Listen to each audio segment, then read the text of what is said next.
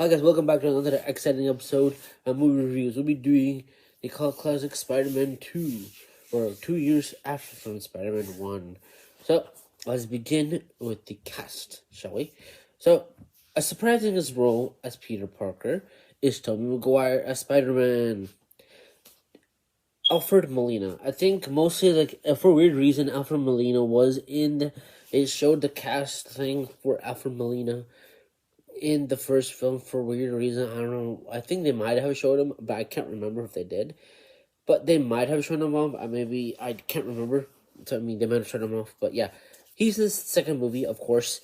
Kristen Dunst surprises his role as Mary Jane Watson. Stan Lee is a cameo in this movie.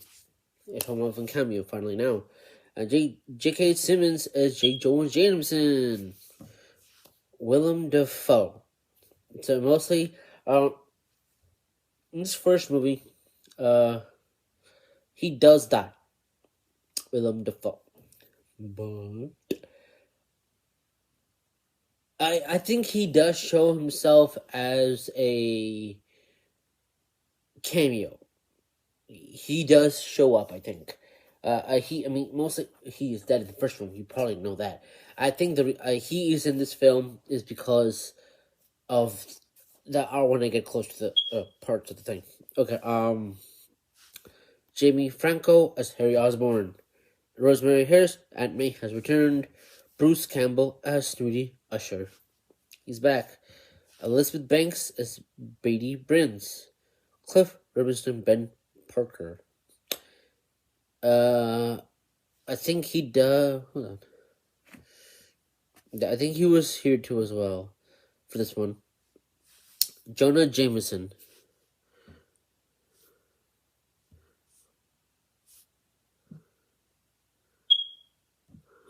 Okay.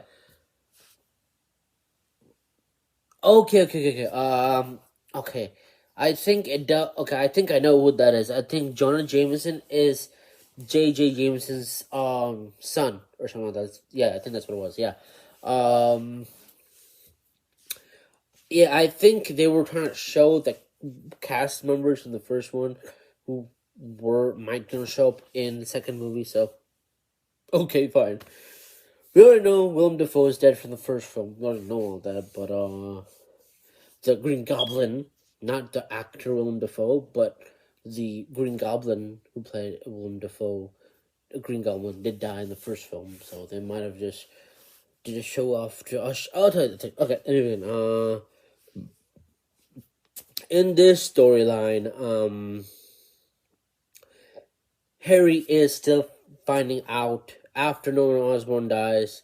Harry takes control of the Oscorp Industries, mostly. He takes the Oscorp Industries, and Peter is getting tired and exhausted every single time. His jobs is still declining for him. It's not easy for him being a hero. It's taking a hold on him, and he's getting exhausted every time. He's missing classes, missing courses, he's failing. He's not doing well in his classes at all. It's just hard for him, and not easy, and it's just too much for him, and mostly he gave up his love life to protect everyone he loves and things like that. It's hard for him. Sorry, and after that happened, he's failing his course, but he wants to write a report on Dr. Otto Octavius.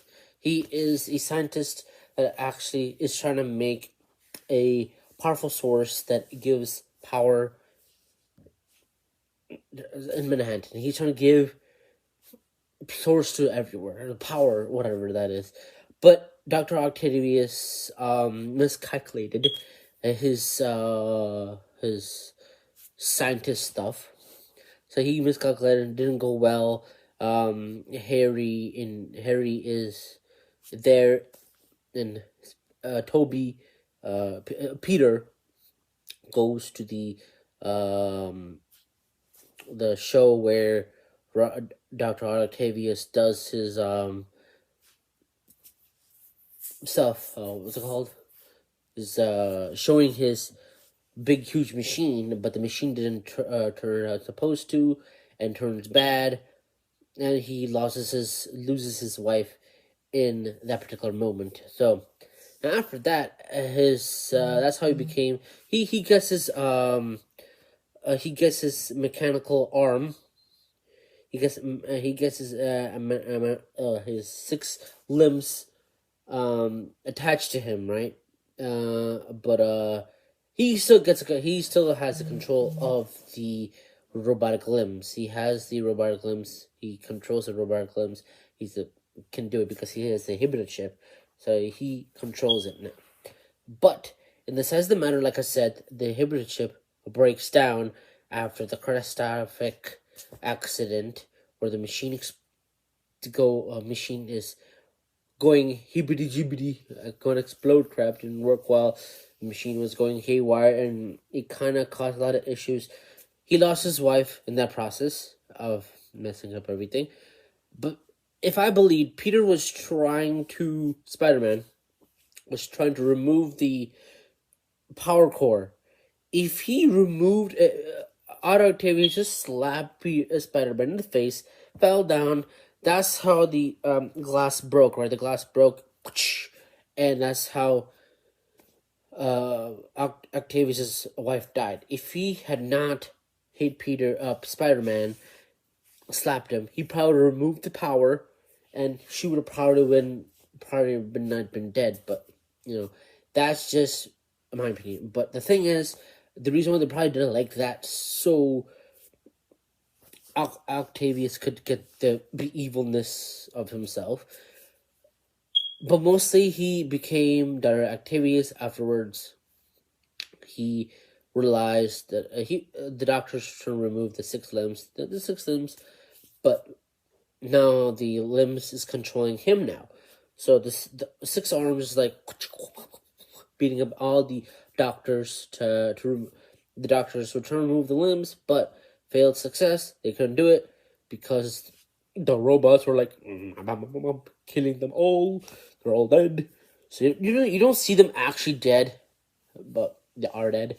It's not really R or anything, but they are actually dead, I think, or unconscious, or they might be dead. I'm not sure. They might be dead, but okay, let's continue. So after that, he goes to a different area and starts building his machine again. He starts building his machine again, but he just needs his money.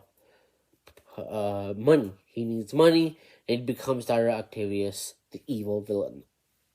Much cooler. But another thing is that Peter started losing his powers for a weird reason. I'm not sure if it's explained properly, though, how he loses his powers and things like that. But on the other hand, the movie's so good. He does lose. I think the reason why he's losing his abilities is what I'm thinking is because the powers, I think he's connected to what he really wants, to be a hero and become strong and agile and protection and things like that. He is thinking in different variations of his life. He's thinking that he wants just that, not what he actually wants as a hero and protecting everybody. Maybe that's the reason why he's losing his abilities, his powers, or things like that. And so that's the reason why he's not in what he wants to be. So mostly, he's starting losing his abilities when he actually senses that, starting to lose his abilities when he's fighting Dr. Octavius. I think it's the first scene he is losing his abilities. The first part of the scene when he's trying to web him with throwing the chains at his face, whatever that is. He starts to sense a feeling that his webs are not coming out for some reason. Let me tell you something, this manual webbing, you guys, is actually from his or from his fingers, not from his webs right over here. So mostly over here is where he starts getting his webs, right? But in the Amazing Spider-Man ones, he builds his own webbings, actually, his cartridge. But this is actually what's it called? It's hard to say. It's actually fully natural webbing. Natural webbing is comes out as inside his skin or body, whatever. The actual webbing. So that's kind of cool. I like the fact that it didn't like that. I wish that could come back, but it's fine. But his natural webbing stops working. So if that happens, his powers is fading slowly, drastically, because he's not focused what he wants to do, and mostly his life is all messed up, not good, and it's not good. His relationship with Harry slowly stagnates, slower and slowly.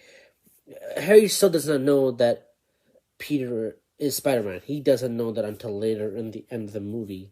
He finds out about that. But after he loses slowly loses his powers, he makes his decision if he wants to be a hero or not. So he just decides he doesn't want to do it. He saws a dream with Uncle Ben. He promises, Uncle Ben says, you gotta do whatever it takes to become a hero, responsibility, stuff like that. He just decides, no, I don't want to be a hero anymore. I'd rather be a normal Peter Parker,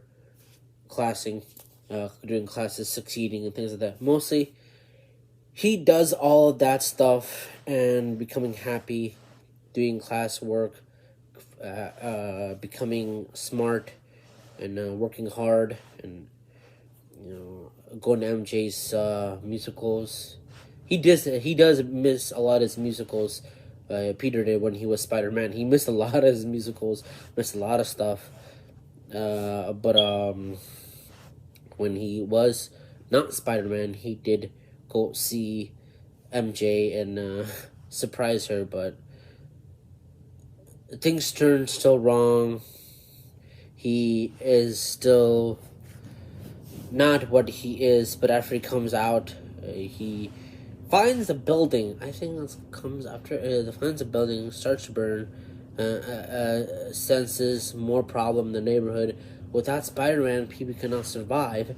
The people need a hero. So mostly, slowly, crimes has been up. I think it was like 97% or higher. It's been up for 67%. I don't remember the rating of the crime has went up so far. I think it was higher than what it was before. So I think our crimes went high. Without Spider-Man, crimes went high. So that's pretty bad for the... With the hero, it makes the crimes go low. Without the hero, crimes go high. So mostly, people are starting to notice that they need a hero. But mostly, that's a burning building, like I said. He actually saves one person. But there was another person on the 4th floor. If he had his Spider-Man abilities and had his powers, he could have probably sensed the second kid or child in the 4th fourth letter of the building. He could probably sense it, but without his powers, he could have not sensed the kid or anywhere. So, one lost soul died that day in the burning building in that movie. Not actually, but in that part of the story. So, he realizes what he wants to do. He started to slowly to realize and think what he wants to do, realize what he wants to do, and think that what he wants to do is the best in his life. And he talks to, also another thing I forgot to mention is before we continue this part of the thing, Peter does tell Aunt May about what happened to Uncle Ben and things like that, what he did. Instead of going to the library, instead he just goes to the wrestling match and things like that, and to impress Mary Jane with the card and things like that. And when she told Aunt May about that, she was pretty pissed. She got pretty mad about him and things like that. And then mostly he lives in a different apartment, I think, after that happened. So let's go back to what I was talking about after that. So mostly he comes back and talks to Aunt May. And she says, we don't see Spider-Man in the papers anymore. And there's another kid next to him. And it's he really misses Spider-Man. Things like a hero. A lot of people miss Spider-Man. Things like that. So he does come back as before that all happens. He does throw his outfit away, and J. Joe Jameson does get the outfit. Like I said, he does get the outfit, and Spider-Man straps it to the wall, and he does have it. He actually wears it, so it's pretty cool. He wears that outfit, so that's pretty cool. There's some deleted scenes too as well that was added in Spider-Man 2.1. So this is a 2.1 version I just saw. So there's some extra scenes they have added, more scenes to much longer fights and things like that. So after he throws his suit away, J. Jonah Jameson wears it, he has it, he uses it, but the webbing does not work because he doesn't have powers. It doesn't work for him. He pretends to shoot web. It's funny.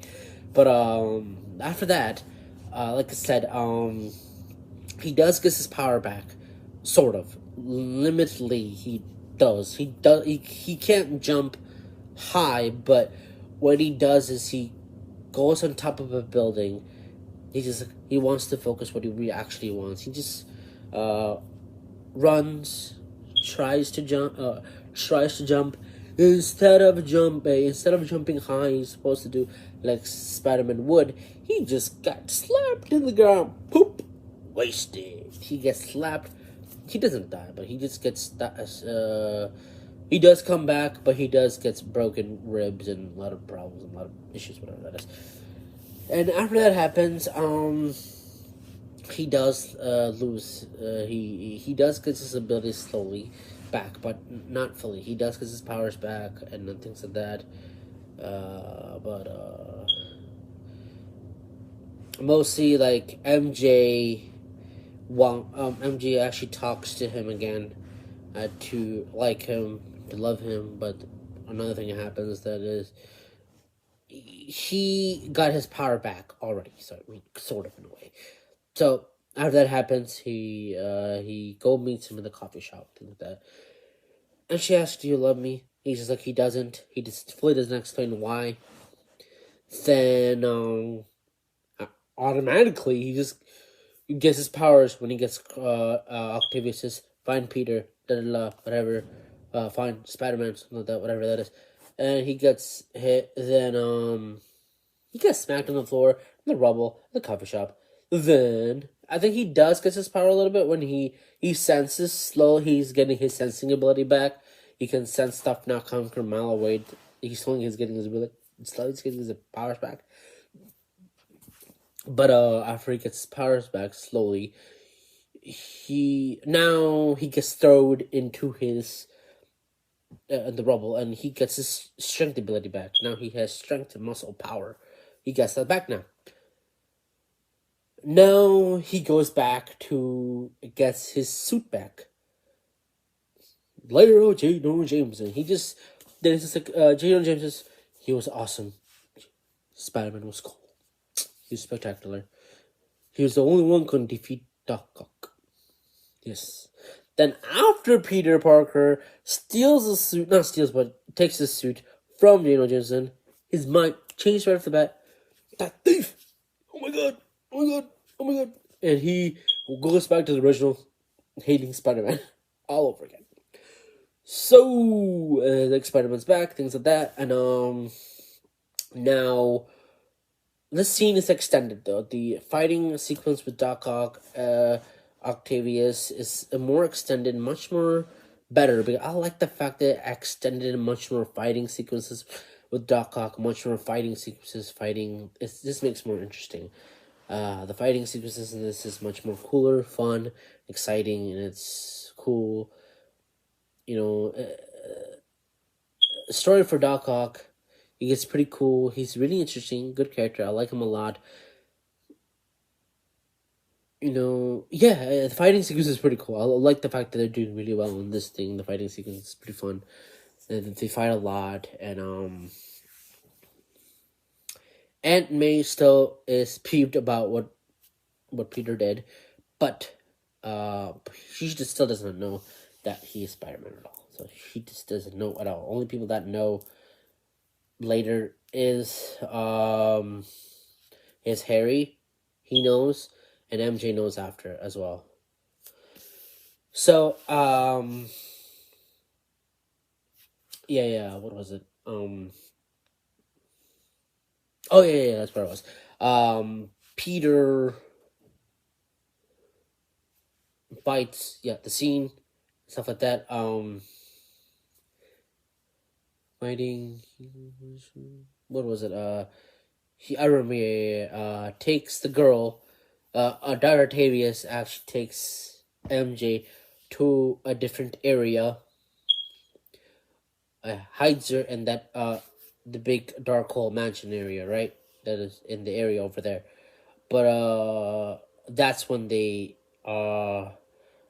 Peter Octavius actually meets up with Peter in a church area, and Peter says, "Where is she? Let's talk." And they start fighting. Subway scene. Boom, boom, boom. Fighting. Then the last scene, he gets punched in the face by Octavius. Then he's unconscious. Now, after he's unconscious, Harry actually finds the truth about Peter. He's actually Spider-Man. And, and Harry says, "You killed my father." And he doesn't know why he killed his father and how he got killed. He doesn't know any of that stuff until later on in Spider-Man 3. And he holds the grudge with Peter for a long time. And when he finds out about Peter's identity, then in Spider-Man 3, so long, hateful grudge. But Harry gives some information where MJ is, things like that. I think, fighting with Doc again, and saves MJ, and MJ knows the secret of Peter now, Spider-Man. But after you have noticed that Doc Ock reduces his sense of evilness. Now he's a good person. He actually sacrifices life to save mankind. He is dead or alive, I don't know. He drowns the machine underwater, taking his life with it. So the machine is gone and dead. But if you have noticed, the lights in the green the sick mechanical arms, it turns gray, not red anymore. But in the No Way Home character, the limbs is actually red. So might be a different version of Dr. Octavius, or that he has his own mind that he lost, or his memory he had from the past for Spider-Man 2, or they don't know much about the story much yet in No Way Home, so we can only speculate that he's a different version of Dr. Octavius, or he has the same memory as the Dr. Octavius that we know and love from the second film. So yes, my theory on that one. But he does have it says red, the orbs in his thing is actually red, not gray. If it's gray, then it's supposed to be he's in control of the thing, but it shows red, so we don't know much about that yet. But he takes his life, so he's gone. He saves Peter and everyone else in the entire world, and MJ says, "You do love me," things like that, and she starts to marry the other guy, Jonah Jameson, the other dude, Jameson's son. So before that happens, she decides not to marry him and goes to start saying to realize that she wants to stay with Peter and go adventures with him, things like that. But she just senses that shit's gonna go wrong when they works together and something's gonna happen. She senses something. Then Harry actually a scene goes forth where Harry hears a mysterious voice about Harry. No, Osborn's voice. He hears it, talks it, hears about him, things like that. You finally know Peter's secret. He says, "Avenge me," and he says, "Never." And he breaks the glass. He goes and sees Goblin right there. That should actually show you that his father was the Green Goblin. That's the thing I didn't. That's the problem. If he should have noticed that. What mother thinking that his father might be doing, and when he's at home alone. Think, he was a goblin. He should have noticed right off the bat when he saw the secret lair, his father was a Green Goblin. I think he does not actually notice this other stuff behind him, the mask and stuff like. He should have looked at it. I don't know why he didn't look at it. He should have looked at it and checked it. But I think he finds out later on in Spider-Man 3 who was a goblin and stuff like that. But I think he didn't notice it. Other stuff. He only noticed the glider and stuff like that. But he should have noticed that he was goblin. But whatever. That's just also another nitpick. But like I said, this movie's still amazing. Still one of the best movies I've seen. Still. It's not a nitpick. It's just a nitpick, but it isn't a 2-point ruin the movie. It's just fun. It's just a good story. I like the story. I'm just rambling now, but it's just a good story. I like it. But even though Harry now has a full hatred of Peter, so when he finds out that he is Peter, and he finds it out, then he gets really hatred of him afterwards. This part, that's where it cut off. So the other one, I'll probably merge it with the other one too as well. Sorry about that, guys. It got cut off. So he injects himself with the thing, and he gets fully injected with it, and he I think that then he becomes the Goblin. I think it ends after that. They don't actually show that later on in the film. I think it shows in Spider-Man 3 what happens. He injects himself and things like that. That's in Spider-Man 3, I think. It doesn't show up in this one. I think it automatically ends after that. And this movie is done and finishes. So, yeah. It finishes afterwards. After this. So that's done. So the story ends after that. So it just finished. It just finishes. The story is done on that one. So he injects himself. I think that's on the third one. So, yeah. Sorry, guys. I got cut off, so I cannot fix it right away. So, yeah. What do I think about this movie? Definitely a 10 out of 10, guys. Cult classic. I really enjoyed it. It's one of the best movies I've seen. And the second movie, 1 or 2 is one of the best. 1 or 2 is one of the best ones. Is better than the third one right now. Third one is okay. The third one has a lot of problems. When I see it, I want to rewatch it again. I'll tell you guys what are the problems in that film that needs to be documented and tell you about the film. But like I said before, it is this one is still one of the best movies I've seen. So I really enjoyed this movie a lot. So definitely 10 out of 10, guys. Rewatch this movie before the new one comes out.